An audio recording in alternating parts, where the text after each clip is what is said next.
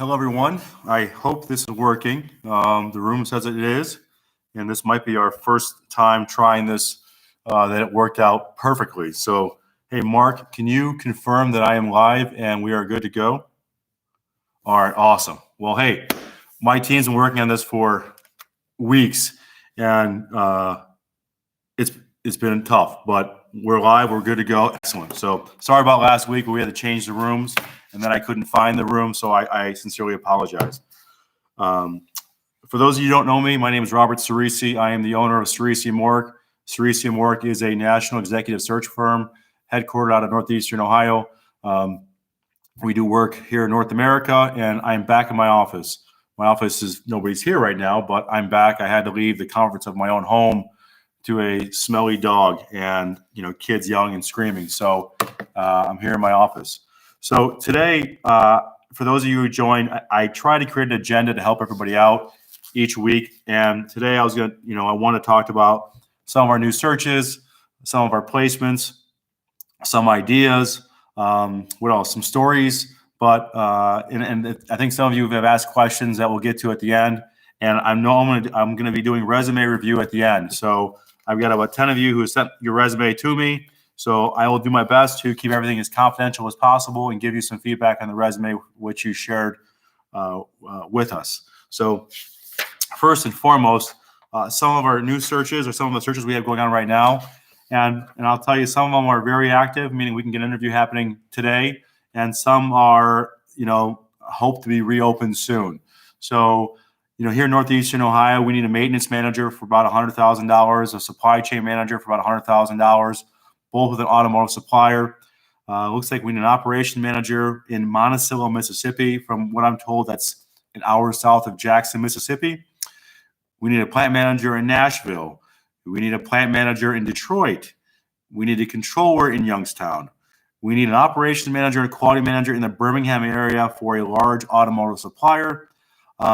Let's see, a plant manager in the east side of Cleveland, plant manager in Southern California, a director of HR in Detroit, maintenance manager in Lima, maintenance manager in Marysville. I think that's down near the Honda location. A commodity manager in Dayton, Ohio, a vice president of manufacturing engineering in Wisconsin. Let's see, what else? New this week, an HR manager near Evansville, Indiana, vice president of purchasing in the Detroit area, a technical manager in Chicago, which is essentially like an engineering manager. And some of the searches that I think are going to be coming up live next week would be director of manufacturing engineering in Detroit, director of compensation and benefits in Northeastern Ohio, head of HR in Northeastern Ohio. Let's see, a CI professional in the South Bend area. Let's see, what else? Benefits manager and benefits manager here in Northeastern Ohio. And I think that's it right now. And recently, this is kind of new to us, but it works. One of our customers who is in the food industry is looking to identify high potential, educated, frontline supervisors. We don't get much in the supervisors.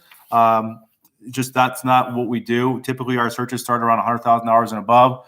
But if you have friends or family, kids that just graduated college, who want to get a job, maybe a supervisor, work their butts off in off-shift roles and kind of learn a business.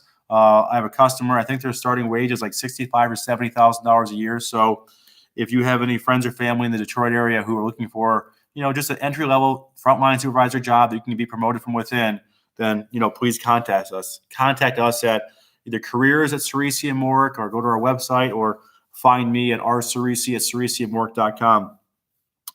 One of the things I want to talk about, my whole week is spent talking to folks all day long, and I want to bring up a woman that I spoke to yesterday. I'm not going to say your last name. Her first name is Shannon, and I think you're watching. So she recently lost her role, and in talking to her, I know that and just having the conversation with her, I said, were you fired? And she goes, yes. And I said, well, did you get a severance? She goes, yes. And I said, well, could you get a reference from your employer? She said, yes. I said, well, don't go around telling people you were fired. If you've gotten a reference, if you've got a severance, and you got a severance and references, I asked her, what transpired. And I guess a new leader came in and it just wasn't a fit. And that leader decided to, they parted ways. Never on a PIP. never got in any kind of trouble. Just the new leader said, you know what, I want someone, someone else besides you. And I just want to make sure people understand that, getting fired, I've been fired. I've been told to get the hell out, take your crap and get the hell out. But, if a new leader comes in and you've, like I said, just parted ways and you can still get references and they've given you severance, that's not being fired. So don't allow that to, crush you. You just, change, new date. So one of the things I want to talk about today, I'm going to be all over the place, but I took a lot of notes to share with you, was our survey. Some of you may or may not know, and we did a huge survey at the end of last year that we have not been able to publicize. I figured this was the best opportunity to publicize some of our information. But essentially, we took and asked about 70,000 people some questions. I think it was like 50 questions. And one of the things that really stood out, and this is something that this hits home right now, because just today I talked to an individual who was debating on whether or not he wanted to leave his current employer, wasn't too sure. I had one gentleman from Ford who, he's been with Ford for 25 years and he wants to leave. And I'm thinking, you've dedicated half your life. And I'm not saying just stick it out if it sucks, but get your answers before you leave or you decide to leave. So one of the questions that we asked was, do you find it easier to ask future employers for better compensation, benefits, and opportunities rather than your current employer? So looking at the stats, about like 10% thought 60% thought that was easier for your future employer, meaning you're new, going on an interview or talking to a headhunter. Only a small fraction of those surveyed said, I think it was like 5-6%, said their current employer. And here I'm thinking, I know it's a tough conversation to have, but it's a conversation you should have. If one of my employees wanted to leave or wanted something better, more money, more opportunity, I want them to come to me. And for those of you who are managers out there, and I think that this is a conversation you should have with your employees, because you don't want that person to leave, but there's got to be an open line of communication. I know it's easier to go out and test the market, but if you don't want to leave your current company and you want something to change, well, go take a shot. You can't, take it. You don't just go there with a complaint, but create a solution. Whether it be you want to work from home or maybe you're looking for more money, but don't just say I want more money. Provide some stats on why you think you deserve more money. But like I said, if you don't and you're just out there and you haven't really had those questions with your employer, it leads to like an ugly bitterness. It leads to a counteroffer that you don't want to accept. It leads to a counteroffer. Then all of a sudden I get called and said, hey, Joe Schmo is leaving. He turned in notice, but we're going to keep him on board. Can you find his replacement? So I can't stress to you, if these conversations you got to have with your employer if you want to stay. Ask for more money. Ask for some time off. But just go do it. Now, this guy from Ford, I said, are you sure you want to leave? And I don't think most people ask him that question. So Ford's a great company. He's been there 25 years. A couple of things on the survey I want to talk to you about was, and this might be information I shared from the past, but one of the questions we asked was, when starting a new opportunity, do you believe that onboarding is an important process? 90% of you said yes. In this time, the COVID-19, this pandemic, it is unbelievable how many steps are being taken to make sure everybody is safe. Yesterday, I had a candidate do an interview, and he's going for a final interview next week. And I said, "Are you ready to go? Do you have any questions?" Like, well, is it safe? And never in my 22 years have I, only when I was doing a search for downtown Cleveland, where after hours it got a little bit. Well, let me say, it wasn't as the best place to be, but he asked me if it was safe, and I was blown away. But now more than any time, this onboarding and so forth, you got to do it right. Because if you don't do it right, people are just going to walk out and leave. So if you have questions on that, I've got some examples, some of my customers that are doing that right now on what actions they're taking to be safe and make the candidate feel safe as well. Let me see, I apologize.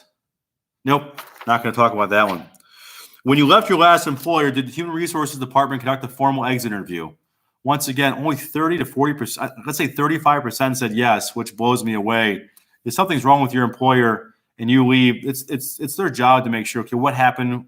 Why did this happen? And figure out a solution.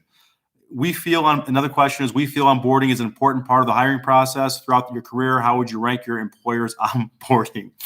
I would say most of you said average. Once again, in today's day and age, if you're not great at onboarding, if you can't keep that person moving through the process and they feel safe, you're going to lose that person. It's a lot easier to go back to where they were than to join a new team.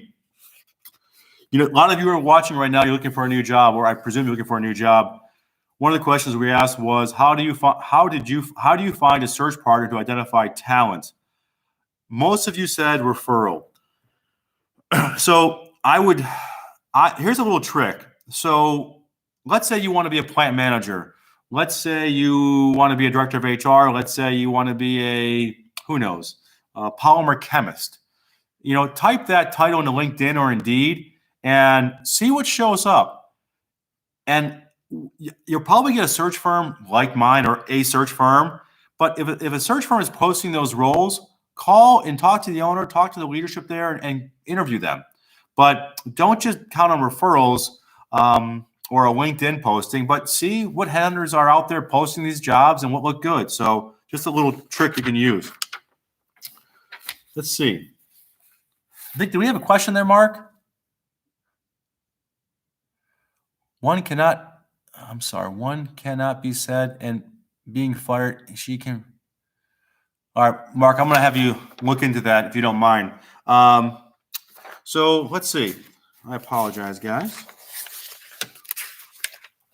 So I talked about Shannon, talked about the survey. I wanted to talk to you another cool tool that we measure.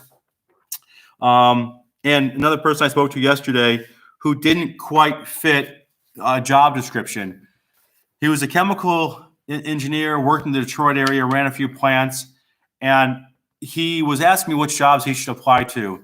And I politely said to him, I said, listen, if I asked my wife out for 2 years and I kept on asking and asking and asking, and finally she said yes. So my advice to you is take a shot. So, for you, I think, and this was really neat. He had a chemical engineering degree from Florida and happened to be in Detroit. And I kind of said, hey, what happened? You got married and your wife was Michigan? He goes, absolutely. So he ended up in Michigan, great education, great work history.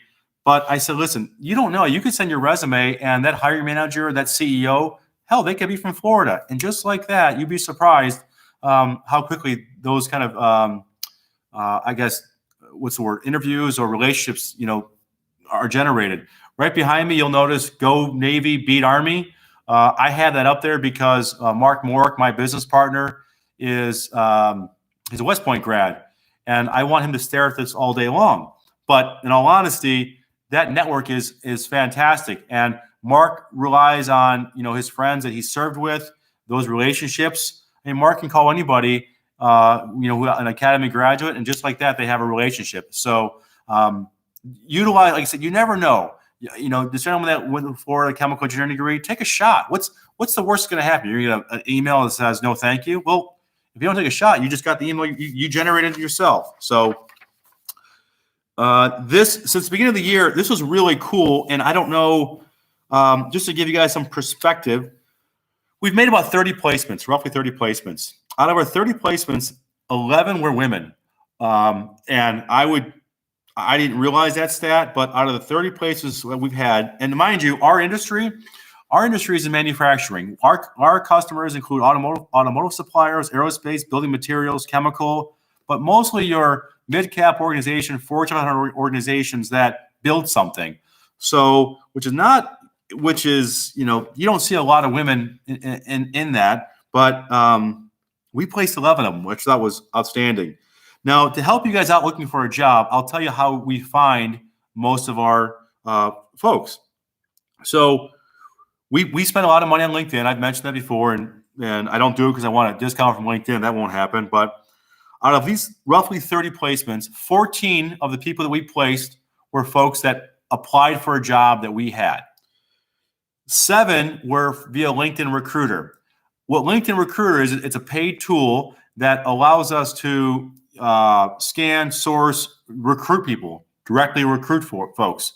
So 7 people we pulled off of LinkedIn, and I can tell you, I hate to beat this down, but if your LinkedIn recruiter profile sucks, we're not going to find you.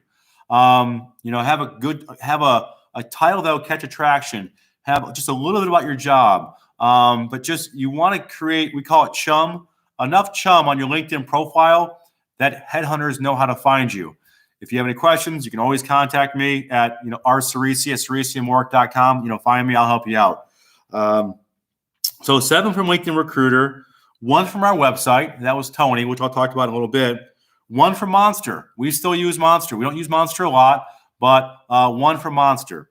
2 referrals, which I love because it's just asking someone, hey, who do you know?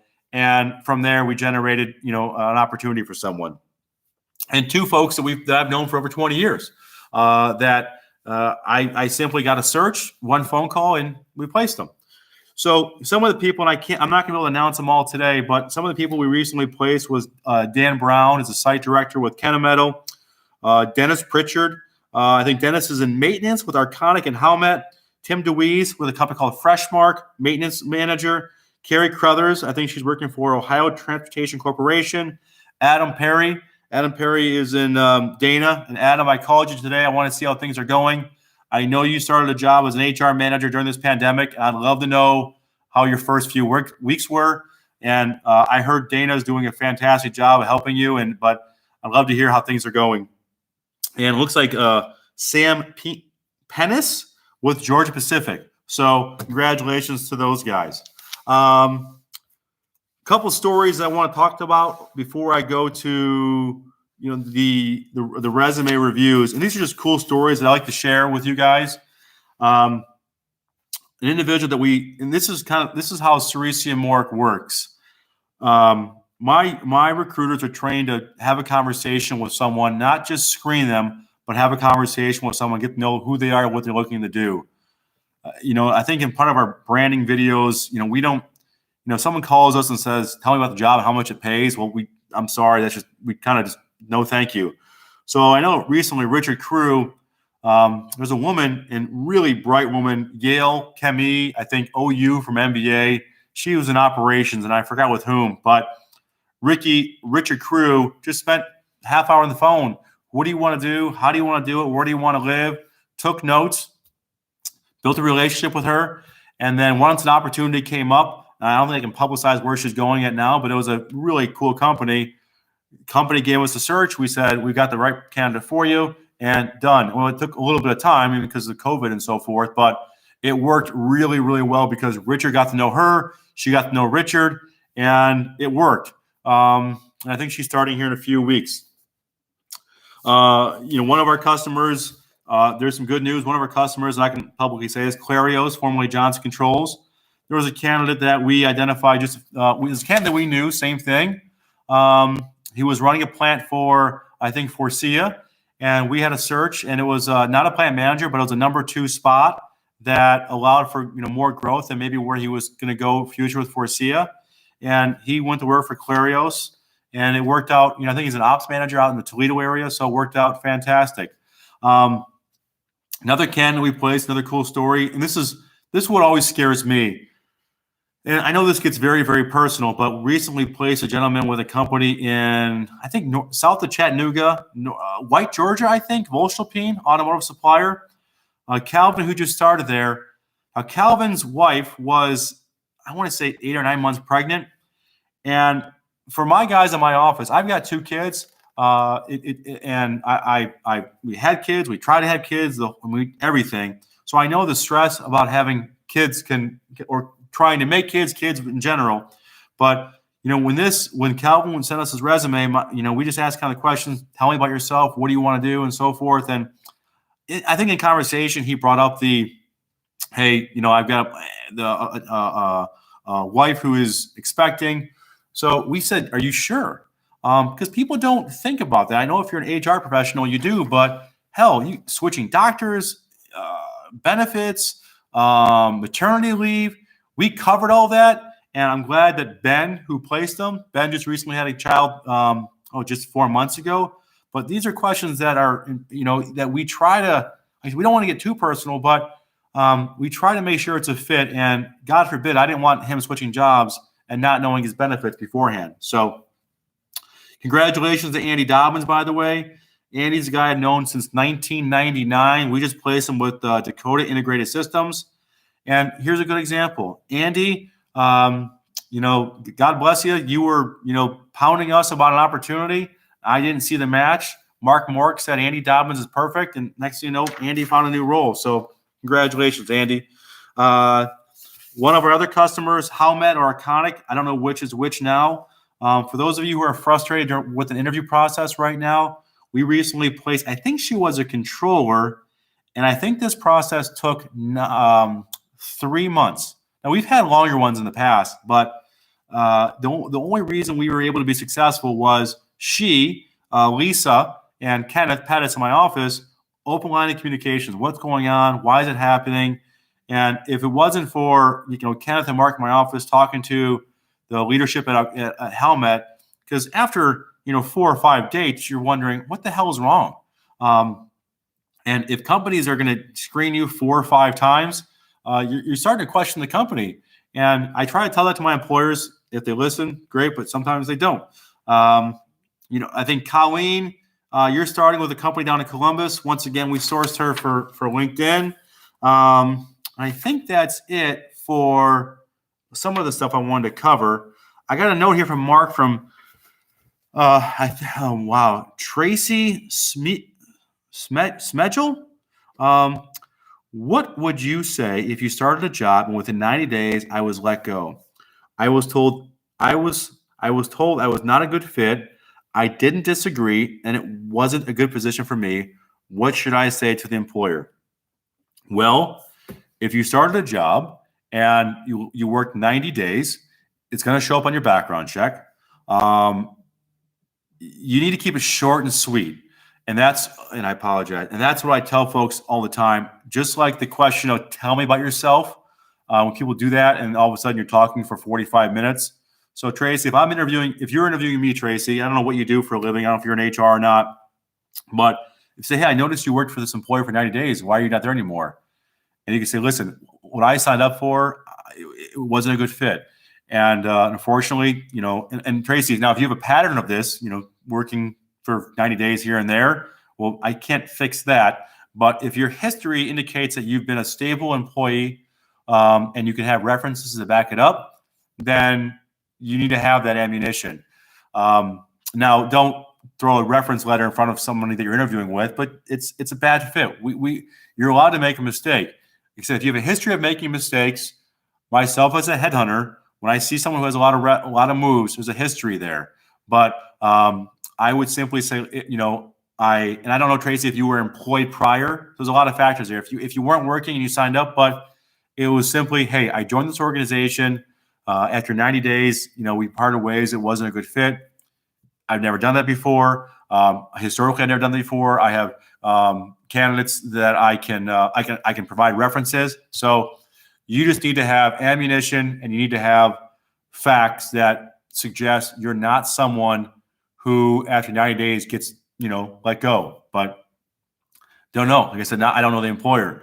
I can tell you one thing. I have a history of employers who are really crappy to people, and they have probationary periods that you don't really realize you're signing up for. But it's hard. And I don't know if you had a situation whether it was COVID or it was I know one of my friends started a new job, and 90 days is, what is that? That's 3 months ago. So today's May. So that's 5. So back in February you started. Well, nobody knew what was going to happen with COVID in February. So not knowing exactly what happened, but if it was an honest mistake, not a good fit, that's what you got to say. Just it wasn't a good fit. We parted ways.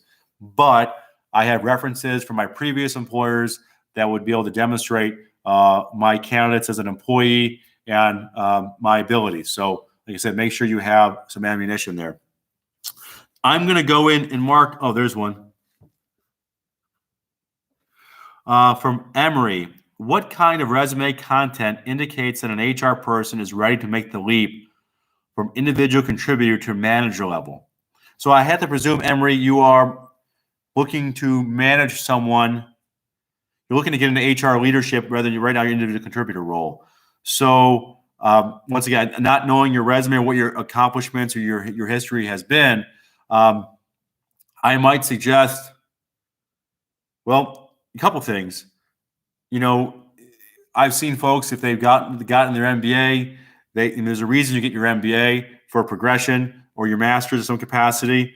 Have you taken on that role in your current employer or your experience? Have you chose to take on that role with your current employer? And if you have, you need to indicate that. Now, what I mean by that is if you're maybe an HR generalist right now and you're working for a company, have you talked to the leadership and said, hey, I want how do I get management experience? What steps do I need to take to become more of a manager? Can I manage this process, payroll? Can I manage comp? Can I manage benefits? What can I take off your plate to show that I'm ready for management? So I hope that helps. But like I said, I hope I'm kind of shooting from the hip from there. So I hope that helps a little bit. But I'm going to go into some resumes. Unless we have any more questions, I'm sure you'll funnel them through. And Mark, thank you for helping me out. I've got this. I thought of this idea, I think, literally 2 days ago, and because I'm on the phone all day long with folks talking about resumes, so I figured I'd take a shot. You guys sent 10 resumes, so I don't want to keep you on the phone for an hour and a half, but I'm going to go quickly, and I'll do my best. And mind you, I'm not a resume writer. My job is kind of like fishing. I know how to fish. I know what looks good. I know where to fish. I know what attracts what. So, but I'm not a resume writer. So I'm going to butcher this name, and thank you, my marketing department, for sending me the toughest name to pronounce. So it's Marunme Dandekar, I think, in Warsaw, Indiana. So it appears you are a fresh graduate.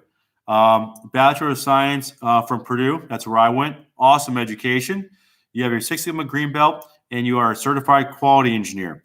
So I'm going to call you Maroon for the time being, and I apologize. I don't want to butcher it numerous times. So my first glance at your resume, and this is it right here, you have no objective. What do you want to do? You got a great education. You've worked for some cool companies. I look at your resume. What do you want to do? Do you want to utilize your industrial engineering degree to become a classical IE? Do you want to work in a manufacturing plant? Tell me what you want to do. You highlight some of the things that you've done, but what do you want to do? Tell the reader what you want to do. You've also worked for one of the most progressive, coolest companies in Indiana, in Zimmer Biomet. My friend was actually a general manager there, Notre Dame grad, but that's another story. But in it, you put Zimmer Biomet, and you're allowing the reader. What happens if some recruiter in California doesn't know who Zimmer Biomet is? Zimmer Biomet, I think, is Fortune 500, tens of thousands of employees. Well, here you are as a fresh grad from Purdue, a couple years out of school. Tell the reader, hey, I got picked by Zimmer Biomet to come work for them. And this is what Zimmer Biomet is. So highlight that on your resume to show a little more horsepower. Don't assume somebody knows who Zimmer Biomet is. If it's a cool, awesome company, highlight that. Let's see. Next one up, Troy George, United States Steel, one of our former customers. Nice to meet you, Troy. Once again, Troy, Troy, there's a couple things here that I noticed about your resume. Once again, you have no objective. You just kind of say, this is who I am. You figure it out. You have no objective. What do you want to do?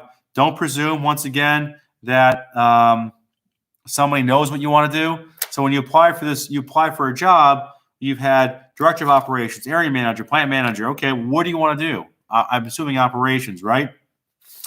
You've had lots of jobs, but this is something that you're really missing, Troy. This thing will help you. It looks like from 1995 to 2009, you were an operator at BASF, and I know that site in Elyria. And then you decided to get your education. You took some time off. You got your 4-year degree, or maybe BP paid for your education, which is awesome. So you are what we call a non-traditional student.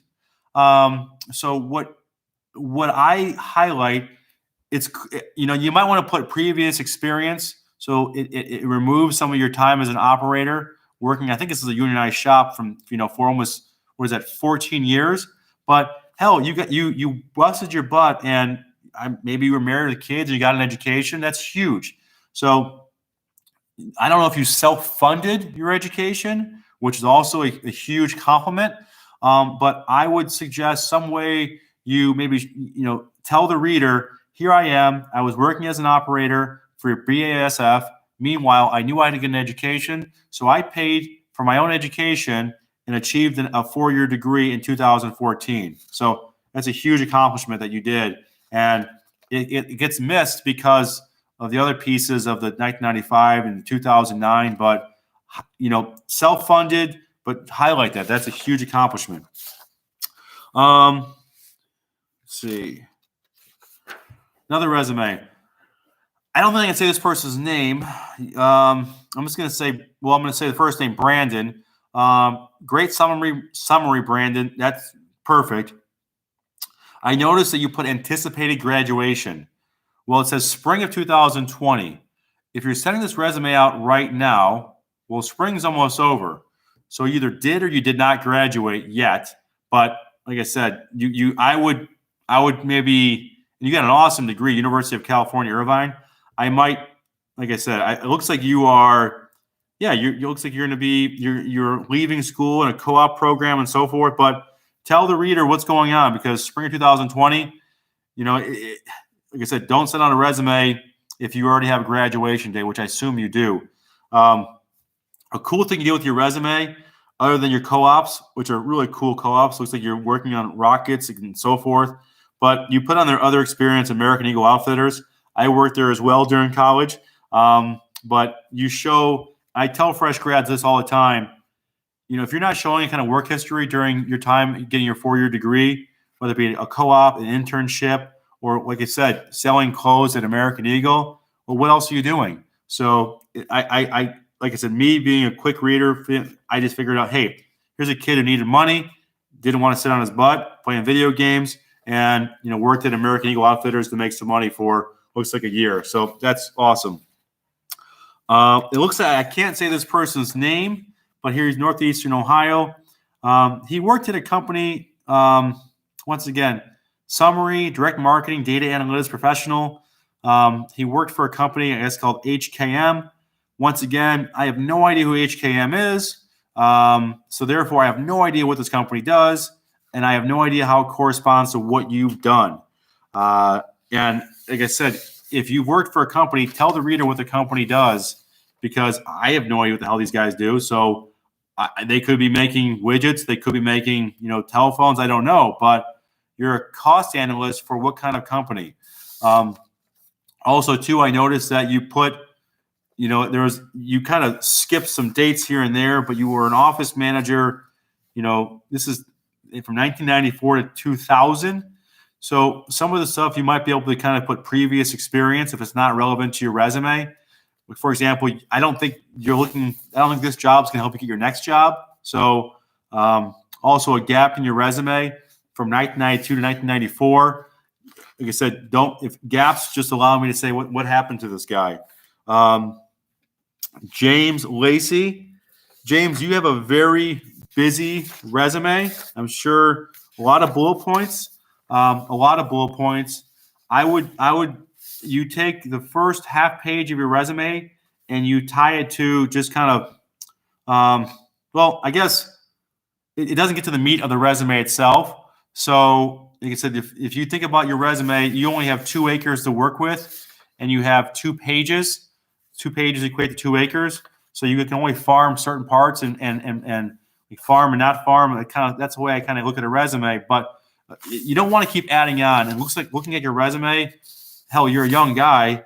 You're going to keep on adding on. So your next resume could be 3 pages of all just bullet points.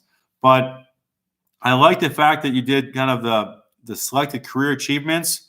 You went with TPS-based lean transformation, value stream mapping, change management, continuous improvement. those are just buzzwords that are not going to catch anybody's eye. I know they're used to, in create an algorithm or boolean in like Google searches or resume ATSs. But I want to see, once again, who you worked for and what did you do. And I know Apogee because they're actually one of my customers. So I know that. But like I said, you allowed your first resume to be, I think, just too much flood. Go right to who you are and what you want to do. And you got an awesome education too. Bachelor's of Science, Master's of Management. I always tell folks, if you got a pretty cool education, don't wait to the last page. I mean, it's like a menu. The last page is the dessert, right? And very few times you go to the last page, unless you're my wife who loves desserts. But if you got a really cool education, maybe you highlight it in the beginning. I mean, be proud of it. So don't wait to the last page to highlight something. Let's see. Millie, thank you for sharing your resume with me. Millie, here's what I will tell you if you're watching. It looks like you've spent a lot of time serving our country, United States Navy. I have no idea what some of the jobs and the accomplishments you've done.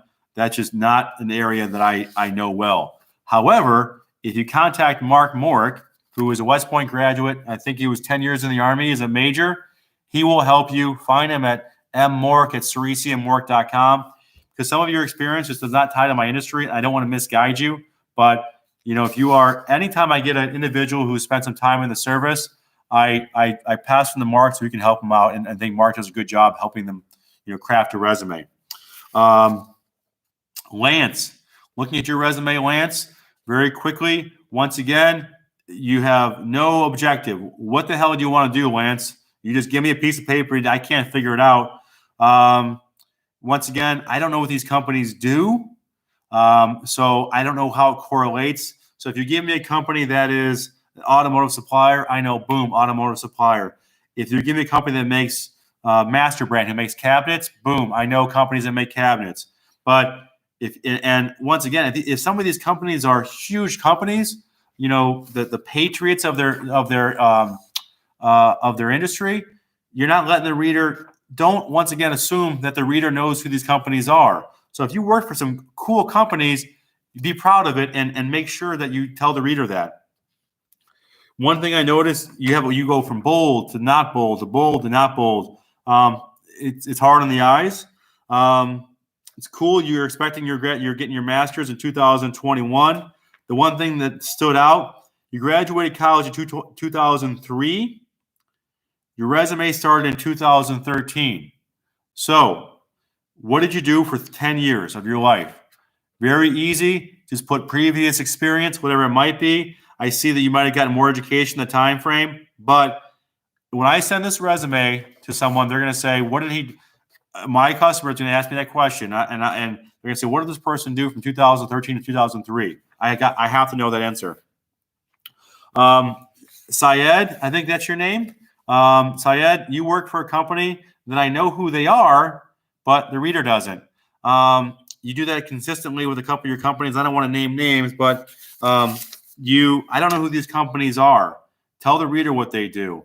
Once again, if you're working, it's a cabinet company, but quick way to do this, guys, go to LinkedIn, take a company and take the little blurb, take the 2 sentences. It says, Fortune 500, 20,000 employees, Fortune 1,000, privately held. Take that little blurb, take that, copy paste it, and put it under each of your companies, right underneath the company name. And it's that quick, that easy. Once again, you put, one thing that I noticed, you put the title plant manager on your job. So that's great, but be careful, because that means what happens if you send a resume for a GM job? You're going to consistently have to change it. So I'm going to bring this up later. Maybe you just put executive leadership or operations, but once you put a title on there, the reader is going to think, okay, plant manager. So they may not interview for an operations manager job that pays more. They may not interview for a job for director of operations that's better. But just once you put that out there, you just labeled yourself. You do the word capture on your resume. And this is, I get it. It's a good trick to use when importing your resume into an ATS. I don't like it. That's if you want to use it, use it. But just to put every buzzword out there, you're gonna get caught. And what I mean by that is you put something out there and you don't know what, and if you're not an expert in it and you get caught on it, then you're just throwing that out there. So just be careful on the buzzwords, guys. My customers don't want that. Sergio, you have an incredibly busy resume. I presume you're down in Mexico. And I also, you have a 4-pager, man. We got to shrink that down. It's going to be tough to do because it looks like you've had a lot of jobs. You might want to transition over to a functional resume. I will tell you all this formatting. When you take this formatting and you this kind of formatting, when it gets sent into an ATS, I keep using the word ATS, applicant tracking system. When you apply for a job with a corporation that takes the resume and imports into a computer software, the more formatting you have, the more it gets crushed. So keep it simple, keep it direct. But man, I mean, you have, like I said, I'm trying to find. See, here's the thing, man. You got a good education, mechanical engineer. You got a 6 Sigma black belt. Familiar with AD. You got a lot of buzzwords, but I guess you might want to. So, Sergio, here's the thing. Make this a 2-page resume. Make it a functional resume. Tell the reader what you want to do. I got to believe, because one of the things you say in there, U.S. work eligibility, eligible for a TN visa, sponsorship not required. I'm glad you put that out there. You don't need to, but just, tell, hey, Sergio, I want to use my education and my experience working for these brand name organizations to identify a role in, looks like quality or engineering, maybe some launch. But, like I said, highlight, I want to use my education, mechanical engineering, my 6 Sigma black belt to identify an opportunity for quality manager, engineering manager for X kind of company, maybe in the States. If you want to move to the States, that's what I would do. But 4 pages. Sergio, don't take this the wrong way, but when I go to a restaurant and the waiter or waitress gives me a 4-page resume, I look at it and I say, what's good? And that's just how I work. Some people want to read the resume or the 4-page menu, but I am not. And in today's day and age, people want resumes quickly and to the point. And if you can highlight some of the companies you worked for, like I said, you worked for Aptiv, great brand name. Gestamp, I think they're Spanish, great brand name. Shiloh, which has announced a new CEO change. So you worked for some good brand name companies that hired you. So play on that. Let's see. Last but not least, before we go have any questions, Scott, I really liked your resume. And the one thing that I noticed is that, and I don't want to share too much, but you put COO, division president, vice president, general manager. So you've decided you're qualified for 4 different roles. Just keep it simple, man. Just put executive leadership. Because once again, you have 4 different titles. Titles mean many different things in different organizations, but you're going to use your education and your experience. Looks like in operations, general management, you were president, accountable for full P&L results. So you want maybe detail, what did you do with those results? How did you drive change? How did you drive revenue? How did you drive cost out, drive revenue? There it is. But I think your resume is probably one of the best resumes I've seen. I would just highlight like I said, once you put COO, division president, vice president, general manager, just get rid of it. Just put executive leadership. That's all you got to put. So I didn't want to nitpick your resume because it's a pretty good damn resume. Other than that, that's it. So do we have any questions? I am reading. Okay, Mark, let's see. David Abrahamowitz, is that right? Some folks say a resume must not be more than 2 pages regardless of experience. And others say if you can hook the reader quickly, having 3 pages is okay. What are your thoughts? Well, you got to hook the reader. And it's very, I guess, you saw how I read a resume, and I get paid to read a resume and find candidates, but you have to hook the reader. And I can tell you one thing, just putting a bunch of buzzwords is not going to hook the reader. Doing your research on the organization and maybe who's reading your resume, that's how you hook the reader. Know your audience. So if you know your resume is going to an HR director, it's just like going on a date, try to find some commonalities between you and that person. Or, but I would say buzzwords is not it. But if a reader wants to know, the 2 pages is short and quick, and if somebody wants to know more, you can always have a 3-pager in your back pocket. But I think 2 pages is fine. And like I said, 2 pages is, if you had 20 years of experience, they only want to care about the past 5 or 10. So the years prior, just put previous experience and put your titles. It solves the problem right there. You don't need to list what you did 20 years ago as a quality engineer doing PPAPs.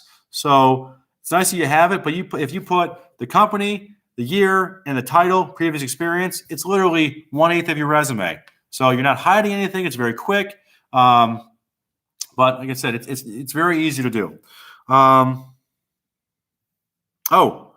I was just told, yes, next week we are reviewing resumes again. So I don't want this to be I'm sorry, 10, 15 resumes is perfect. We're going to go over jobs. We're going to go over, stories we have, some announcements we have. But the good news is, guys, we are opening back up soon. Our customers are opening back up. Even though the stock market took a crap today, I feel pretty good that things are moving forward. So let me see if I can read any more questions. I see. Thank you, David, Mark Morek, Sergio, Hardy Wu. I saw my resume just before the webinar. Did you get it? Hardy, I can't answer that question, but I'm sure we can review it next week. Priscilla Bird, how do I get my resume evaluated? Just send it to us. Send it to me. We'll talk about it next week. So I think that's it. So it's 5. Wow, this is 47 minutes. Does anybody have any other questions before I go back to work?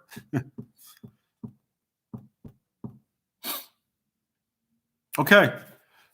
This is fun. If you guys notice behind me, you'll see the leader of North Korea, Gary, I forgot his name, Joe Biden, Mr. T, and Donald Trump. Next week, I'll have